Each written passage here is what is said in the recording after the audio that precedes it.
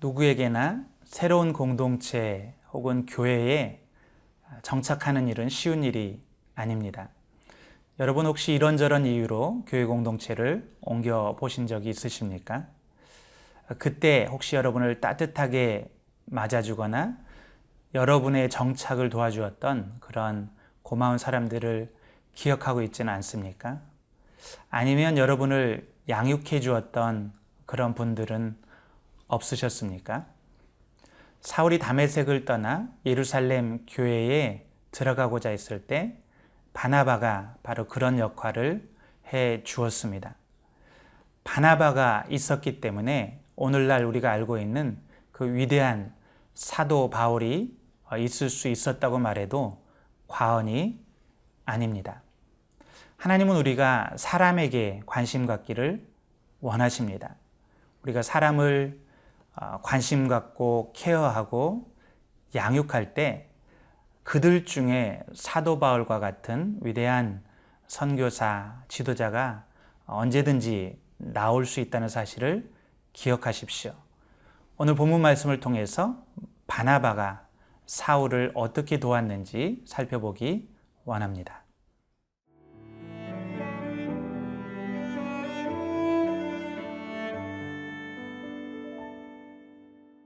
사도행전 9장 23절에서 31절 말씀입니다.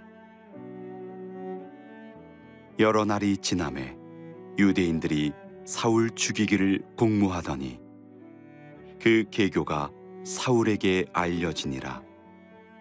그들이 그를 죽이려고 밤낮으로 성문까지 지키거늘 그의 제자들이 밤에 사울을 광주리에 담아 성벽에서 달아 내리니라. 사울이 예루살렘에 가서 제자들을 사귀고자 하나 다 두려워하여 그가 제자됨을 믿지 아니하니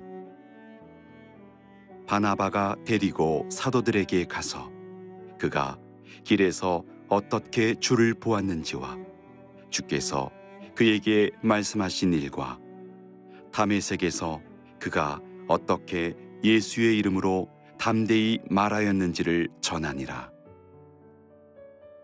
사울이 제자들과 함께 있어 예루살렘에 출입하며 또 주 예수의 이름으로 담대히 말하고 헬라파 유대인들과 함께 말하며 변론하니 그 사람들이 죽이려고 힘쓰거늘 형제들이 알고 가이사랴로 데리고 내려가서 다소로 보내니라. 그리하여 온 유대와 갈릴리와 사마리아 교회가 평안하여 든든히 서가고 주를 경외함과 성령의 위로로 진행하여 수가 더 많아지니라. 사울을 통해 다메섹에 개종자들이 많아지자 유대인들은 위기감을 느끼기 시작했습니다. 성경에 통달했던 사울이 성경을 통해 예수님이 바로 구약에서 예언했던 바로 그 메시아 그리스도라는 사실을 증명하자 유대인들은 도저히 말로는 사울을 이길 수 없었습니다. 그래서 그들은 아예 사울을 죽여 없애기로 계략을 꾸밉니다. 그리고 다메섹 성문을 철저하게 지킵니다. 사단은 우리가 세상과 짝하에 살 때는 우리에 대해서 아무런 위협도 느끼지 않습니다. 사단은 오히려 우리가 이 세상과 짝해서 더 죄짓고 더 즐기는 삶을 살도록 부추깁니다. 그러나 만약 우리가 진리편에 서서 예수님이 부활하신 하나님의 아들이시고 이 세상의 주인 되신다는 그 진리를 선포하기 시작하면 무섭게 우리를 공격하고 핍박합니다. 그러므로 복음 전도는 항상 영적인 싸움을 동반합니다. 누구든지 예수님을 따른다고 하면서 이제 예수님의 제자의 삶을 산다고 하면서 고난이 없는 그런 삶을 바란다면, 대가를 지불하지 않는 그런 삶을 기대한다면 그는 아직 영적으로 어린 아이의 단계에 있다고 할 수 있습니다. 성경은 우리가 예수님의 제자로 살고자 하면 당연히 고난이 따라오게 될 것이라고 말합니다. 사랑하는 여러분, 여러분의 삶 속에 혹시 예수님을 믿는 것 때문에 불이익을 당하고 있습니까? 그렇다면 그것은 정상적인 것입니다. 두려워하지 마십시오. 오히려 우리가 예수님의 제자인데도 불구하고 우리의 삶 가운데 아무런 고난도 없다면, 우리가 어떤 대가도 지불하고 있지 않다면 우리 자신의 신앙이 이게 올바른지 다시 한번 점검해 볼 필요가 있습니다. 우리가 진정 예수님의 제자라면, 예수님을 내 삶의 주인으로 고백하며 산다면 고난이 따를 수밖에 없습니다. 세상의 미움을 당할 수밖에 없습니다. 저는 오늘 말씀을 통해서 여러분과 제가 기꺼이 예수님의 제자로 대가를 지불하는, 고난을 두려워하지 않는 그런 삶을 결단하게 되기를 간절히 축원합니다.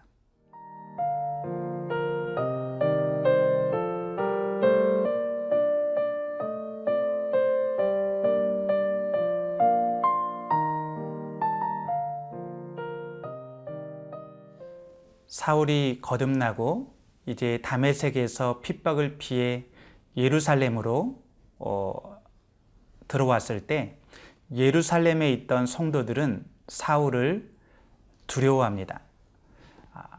예루살렘에서 성도들을 죽이고 가두고 핍박했던 그 잔인했던 사울의 모습을 기억하는 성도들로서는 당연한 반응이었을 것입니다.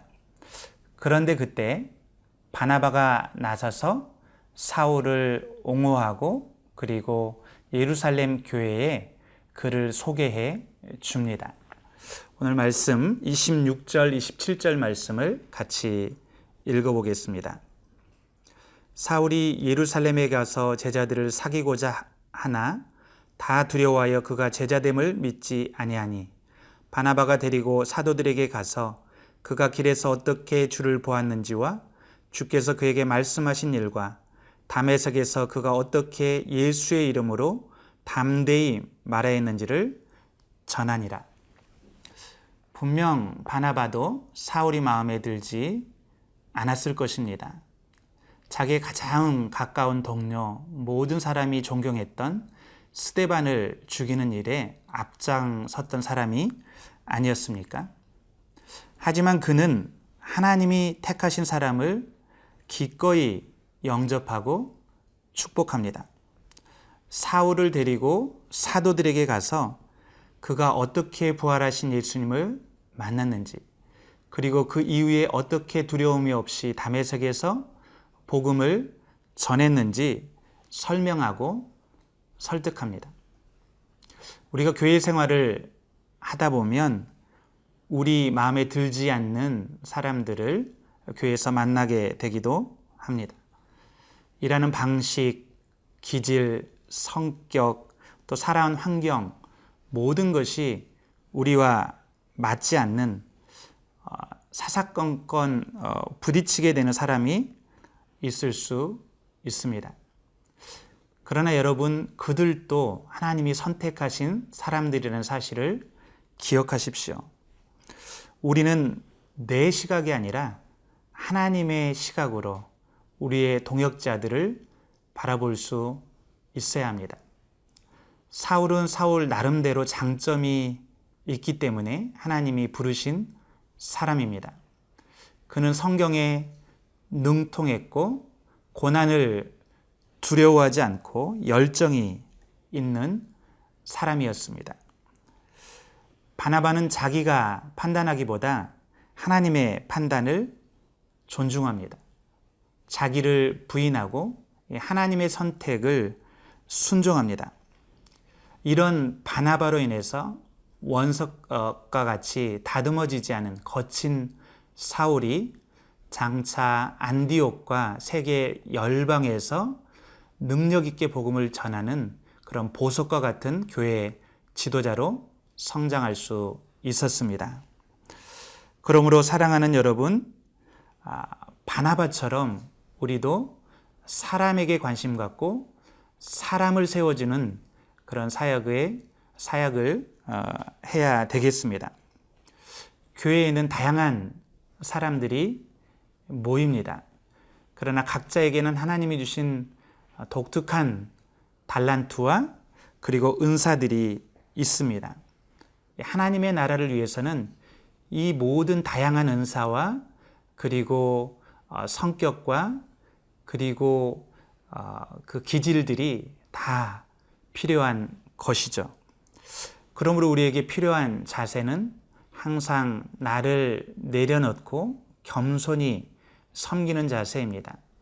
우리는 항상 사람에게 관심 갖고 사람을 세우는 일에 집중해야 됩니다.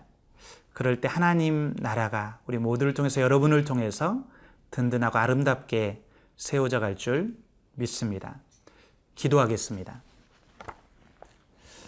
살아계신 주님, 우리에게 우리와 다른 사람들을 포용하고 인정하고 품을 수 있는 바나바와 같은 넓은 마음을 허락하여 주시옵소서.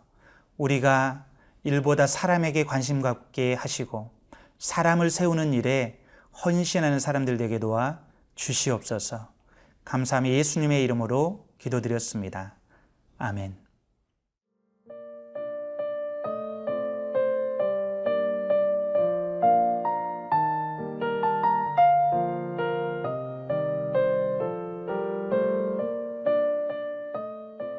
이 프로그램은 시청자 여러분의 소중한 후원으로 제작됩니다.